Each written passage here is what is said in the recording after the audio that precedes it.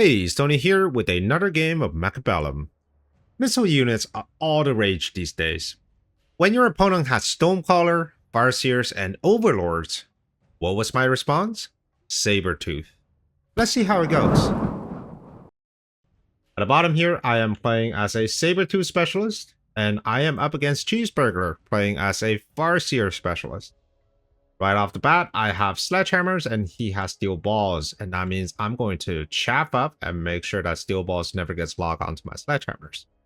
And if I were Cheese, I probably want to throw down a few arc lights just to help with the chaff clear, because right now, with just fans, they are notoriously terrible at level 1 against my chaff. And his steel balls really needs to get to the big unit. So for me, there's a bit of a change of strategy. Normally I would put down 2 crawlers, but this time I figure, you know what? Let's add another squad of sledgehammers. Let's give it a little bit more firepower, because I am running fangs and they tend to last a little bit longer when they're running vertically into arc lights. So I was hoping that my additional squad of sledgehammers will contribute a little bit more in clearing out those steel balls before they can get locked on to my sledgehammers.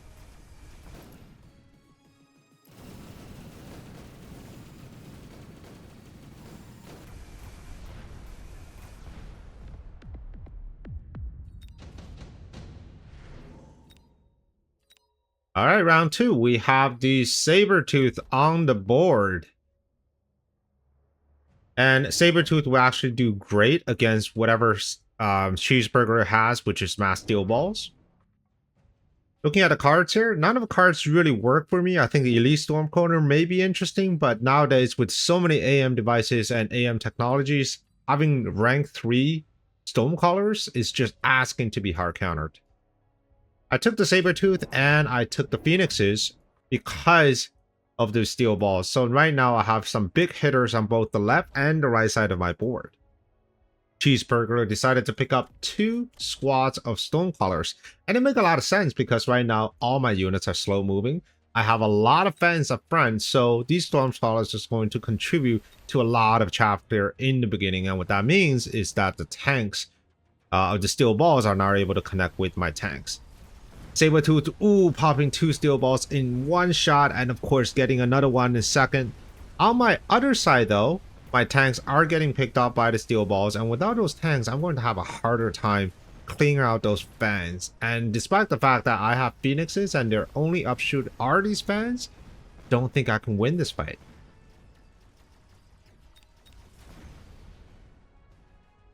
Alright, tower did go down, but with a squad of Stormcallers constantly bombarding my units, gonna be very close.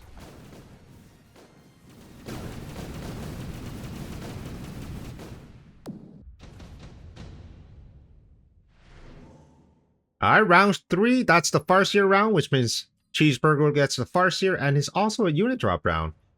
Looking at the unit options here, I think Fire Badger is going to be really good for Cheeseburger because, again, it helps with the chaff clear, and once you hit range on those steel balls, you're going to do a tremendous amount of damage. I took the Typhoons because I realized that I don't have a lot of anti-air of my own, so I needed 2 things. One is better chaff clear. The sledgehammers are just not cutting it. And 2 is that I need a bit of anti-air. Cheeseburger realizes that as well and said, you know what, I see you got Phoenixes, I'm also going to pick the Typhoon. They're not as effective at tanking the damage as Fire Badgers, but they do a lot more to air units. He took a level on the Stormcallers on one of my weaker sides. I think, I'm not too sure how I feel about that. Normally with Stormcallers, I like to go wide instead of going deep. So what I mean by that is I like to have more Stormcallers rather than a few higher level Stormcallers. And that is only because it's very cheap to put down a 100 supply AM device. It's also very cheap to hit a 200 supply anti-missile tech, and that's exactly what I did this turn. So the game plan on my side of the board was to create a very powerful medium-sized unit line spearheaded with Sabertooth. I don't think I'll take range on Sabertooth, but we'll see in the later rounds. The reason I didn't want to take range is because I want all my other units to have range, which allows the Sabertooth to tank a little bit more for the rest of my army, which consists of smaller tanks. All right, the Phoenixes are again getting blocked by just the sheer amount of chaff, so I have no chaff clear on one side. The Typhoon on the other side is actually doing fairly well, but that's very unfortunate because I did have 2 Sabertooth on the right. The anti-missile tech, even though it's one of the worst on the Sabertooth in the game, but it is still clearing out a few missiles, so that allows my army to live just a little bit longer. And especially in the later stages of the round, when you're just having 1 Stonecaller left over and they're kind of shooting one by one, you're really getting a lot of value for the AM.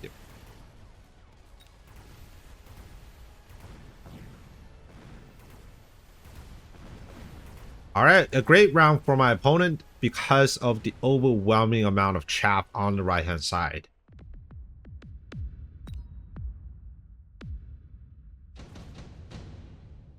One of the dangers of playing against Farseer is that they do cost 300 supply, which means they will do 300 damage to your HP.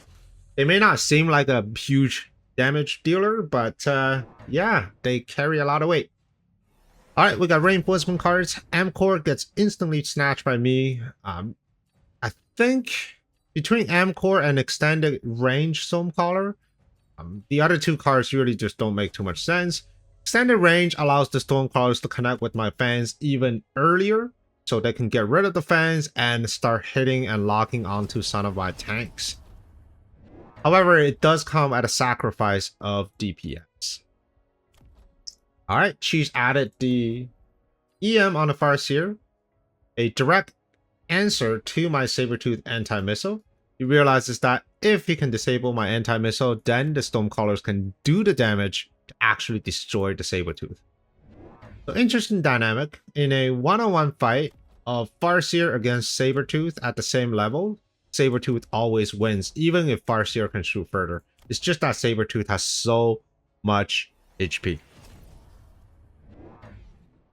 Okay, added a new squad of Typhoon with the Amcor, and this Typhoon is going to do a lot of work because not only we have these pack of fangs, we also have 2 more passive crawlers that were kind of making my units stuck last round. Once those units are clear, my Sabertooth are free to shoot at the Typhoons. Phoenixes are free to shoot at the Stonecrawlers. Everything just kind of clears up for that side.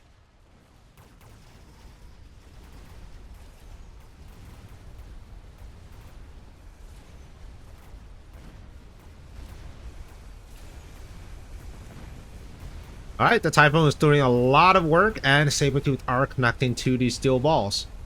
Typhoon continues to clear out his chaff, which means the Phoenixes would then go to work, and the Typhoon would serve as the meat shield in front. And I think Phoenixes does have quite a lot more DPS than the Farseer. Unfortunately, the Farseer did connect with the Phoenix before he had a chance to shoot. And she's just going to run away with another round, and that's 300 on a Farseer and 200 on a Stormcaller. So that's a hefty chunk of HP.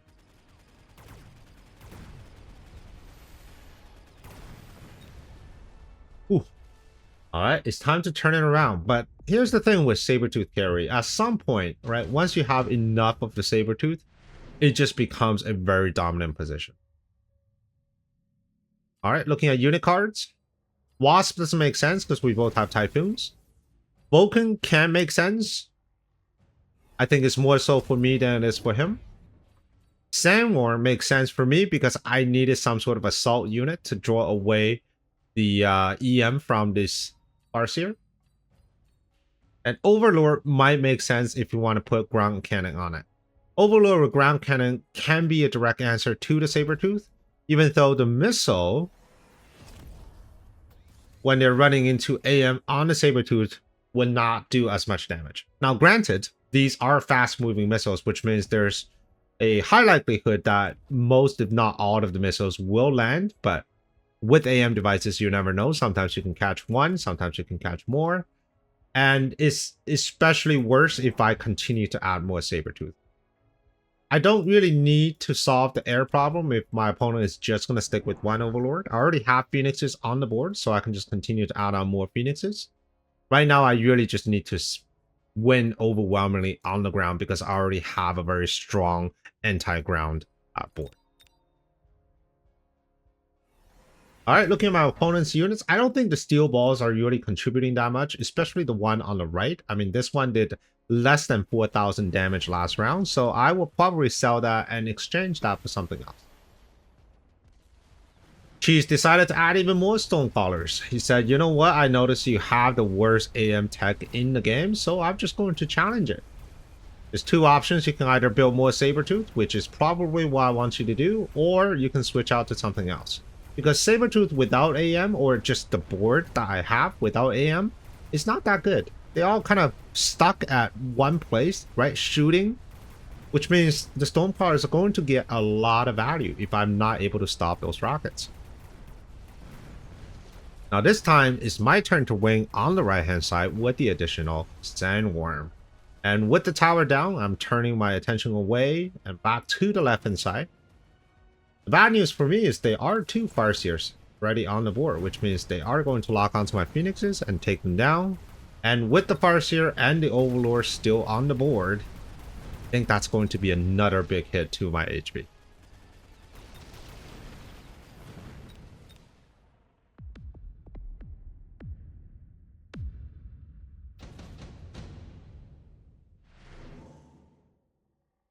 Alright, Bombard that was offered. Another great card here is the Advanced Powertrain. It does improve pretty significantly to a very slow board like mine. Since most of my units are moving around 8 meters per second, that extra 3 meters per second is quite significant. But I decided to take Bombard. I do expect my opponent to shield somewhat, but I wanted to just get rid of some of the chaff. I took my opponent took Bombard as well, and I, of course, shielded my units. So here I had to make a tough decision. So the first decision is, what am I going to do with these Stormcallers? It is already up to 3, and my opponent, there's no reason for him not to continue to add on more Stormcallers, seeing just how successful it was last game. The second problem I need to answer is this Bombard. I have Phoenixes and he has boats. His boats would not die to the Bombard, but my Phoenixes will. So I needed an anti-air option in the later rounds to deal with his boat and also to contribute into the fight on the right hand side.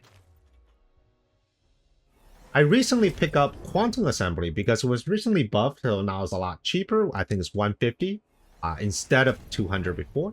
So I took the Quantum Assembly, and what I was betting on is that Bombard is only going to happen on one side. So even if all my Phoenixes died on one side, they're going to resurrect on the other side, which means I am going to get that firepower back with just a measly cost of 150 supplies. And that's exactly what happened. Both of my Phoenixes got DNG to hell. They died in the first 2 shots of Bombard, but now they're being resurrected on the other side of the board. And this works really well for me because guess what's on the other side of the board? A level 2 Overlord. Alright, Steel Ball finally got range, and that's going to make them a lot more effective at dealing with my medium range units. However, level 2 Typhoon with Amcor is no joke. I was able to take them down. And with the Resurrected Phoenixes, I was able to get the boat as well. So now we're just going to pop the bubble on the right hand side and we're going to win this round. The Farseer continues to be very annoying.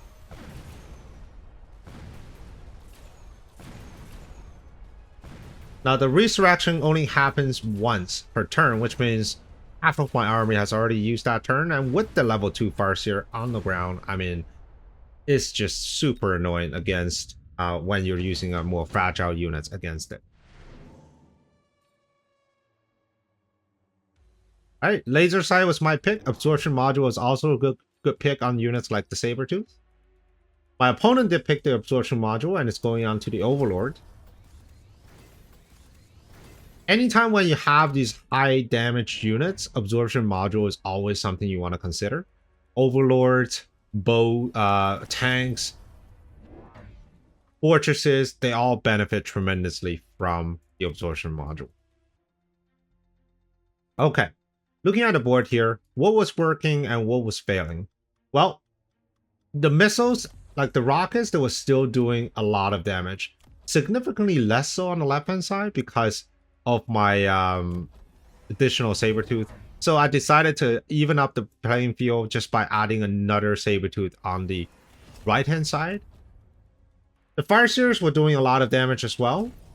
But what was really killing me was the lack of large units when the smoke clears. So last game I had some Typhoons after everything cleared. But this time I'm going to have Sabertooth, and the Sabertooth are now getting range. They're no longer tanks. I want them to stay alive all the way till the end because one, they're very good at capturing those missiles, and two, if my opponent decides to put on more shield bubbles, my Sabertooth will pop them a lot faster than my Typhoons. I'm not too worried about anti-air because the Phoenix essentially will stay at the same line as the Sabertooth. Whereas the Typhoon, now instead of being a more DPSer in the last round, but now will become a tank. They will walk forward, they will start tanking shots.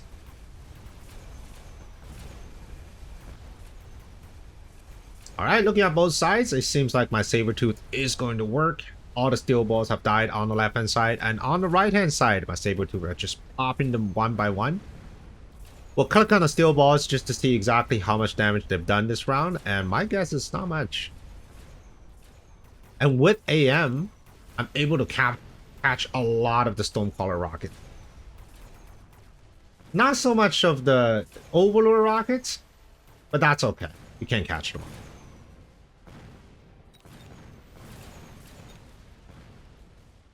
Alright, so it's a huge swing round going for me. It's actually the first win I've had in this game. And that almost brought Cheese's HP down to about half. Smoke Bomb was offered, and I took it. For my opponent, Extended Range Vulcan could be decent. If you can get rid of my chaff a lot sooner, these steel balls can probably get onto my units a lot faster. Smoke also works well for him, but he decided to skip. Alright, and at this round, I figured, hey, what is that one solution that can deal with everything? Right? I needed a unit that can pop steel balls efficiently, that can capture missiles from my opponent, that can tank, that can do decent damage to shields, and the answer is just going to be Sabertooth. So I am at a total of 9 Sabertooth in this round. And this is difficult for my opponent because with 9 Sabertooth, they can nullify the damage from these 3 squads of Stonecallers, and that's a significant investment on my opponent's part. They can also, to a certain degree, nullify the damage of these 3 Farseers, and they're all level 2, which means that's a lot of wasted money, right? So we got 300, 200, 200, that's 700, 400, 400, and then 500. So what, that's 14, 7, 14, 2100 resources. That's kind of being hard countered by just the sheer number of my Sabertooth. Right? You can see right now, like missiles are being intercepted in the midair on both sides of the map.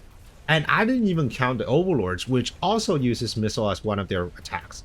Now they do have chain gun, which means they can pop my units a lot faster now. But it doesn't really matter because my Sabertooth AM are just doing so much. The worst AM in the entire game, overpowering my opponent. I mean, of course, AM was not the primary reason I used Sabertooth. I needed an answer to the steel balls, and I needed a lot of HP. And this unit happens to be a perfect match for both. And that's GG. So a very interesting game where you're answering all the missile units with possibly the worst AM in the game. What do you think about this game? I mean, leave your thoughts in the comments below. And I hope you enjoyed this game. And if you want to see another game that's just as exciting, here's the video for you. And I'll see you on the next one. Prepare your tactics. Mechabellum's calling. Deploy your fortress. The battlefield's alive with swarms.